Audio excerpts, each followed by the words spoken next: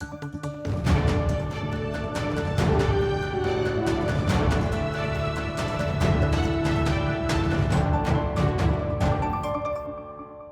and welcome to the FTL City News. I'm Director of Communications Mark Fine. We start this week with some really exciting news about the city's 4th of July festivities. This week, the city announcing that the Beach Boys will be headlining the annual event. This is a huge deal for the city as the legendary band performs where else? On the beach. The day will include other activities like fireworks, eating contests, bouncy houses, a kids zone, vendors, and of course other musical entertainment. More details will be coming out shortly. You can always go to fortlauderdale.gov for more information. Tuesday, June 1st, marked the official beginning of hurricane season, and we want to make sure you are prepared. Our last major hit was Irma back in 2017. That storm brought wind gusts of 90 miles an hour and left 75% of our neighbors without power. 21 deaths were reported in Broward County. We dodged a bullet last year, but we know every season we have to be prepared. Every week we're going to share an FTL storm tip with you. Today we want to make sure you know where to go for information. Here are several resources that will help make sure that you are prepared. Everything you need to know is at our website, fortlauderdale.gov. We strongly encourage you to sign up for Alert FTL. In an emergency, you will get information via phone, email, and text. Now, we put the hurricane hotline up there for you as well. Of course, we will always keep you updated on social media. June is also Pride Month, and the city kicked off the celebration by making a proclamation at the commission meeting on Tuesday night. Commissioner Steve Glassman made the presentation proclaiming June LGBTQ+ Pride Month in the city of Fort Lauderdale. Several members of Pride Fort Lauderdale accepted the proclamation, and Mike Mortarell spoke for the group. Pride is not just about raising a rainbow flag. It's about celebrating each and every one of us and all of our differences. Our trans community is represented here. Our African American community is represented here. Our Caribbean community is represented here. We are all one, and we appreciate and love you all. And thank you so much for allowing us to be in this wonderful city.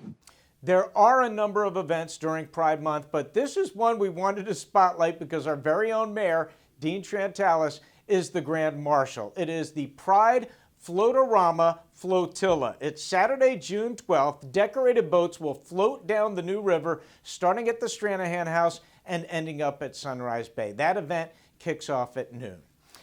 Now, at that same commission meeting, dozens of residents showed up to comment on the Los Olas Boulevard Vision Plan.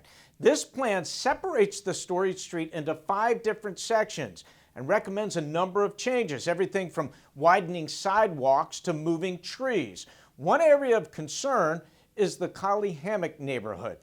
Drivers are known to cut through on 16th to Broward Boulevard. After the meeting, Commissioner Glassman told us where the commission is with this plan. We've asked the Coordinator Group to come back to us the next meeting and give us that wording as we amended it tonight on that plan. We made some changes, and we're going to dig a little deeper from 12th to the beach. We're going to do a workshop situation. We'll flesh it out a little bit more with the affected neighborhoods, Coley Hammock, the Isles neighborhoods, and we'll get there.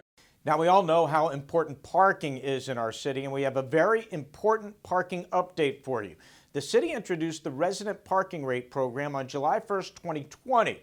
Now, as we approach the 1-year anniversary, registered residents should be on the lookout for an email from the city with directions on how to reapply for the resident rate. Here's a reminder, residents entitled to save up to $2.50 per hour when you pay for parking using pay by phone.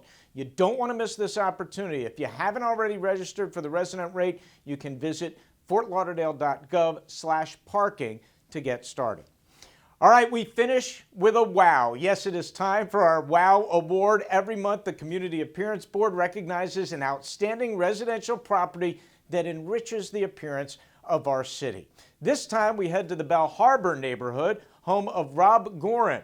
His goal was to bring back the true Mediterranean estate home to its architectural standards. I'd say he got the job done. There's extensive stonework, new windows, and doors throughout the house. The home also got new landscaping and lighting. Mr. Gorin was joined by Vice Chair for the board, Stephanie Tonsfeld. Sophia Ali, the city's board liaison, and Vice Mayor Heather Moraitis. Again, Rob, congratulations. Well, thanks for watching this week's edition of the FTL City News. For information on the city, you can always go to our social media pages or head to our website, fortlauderdale.gov. We'll see you again next week.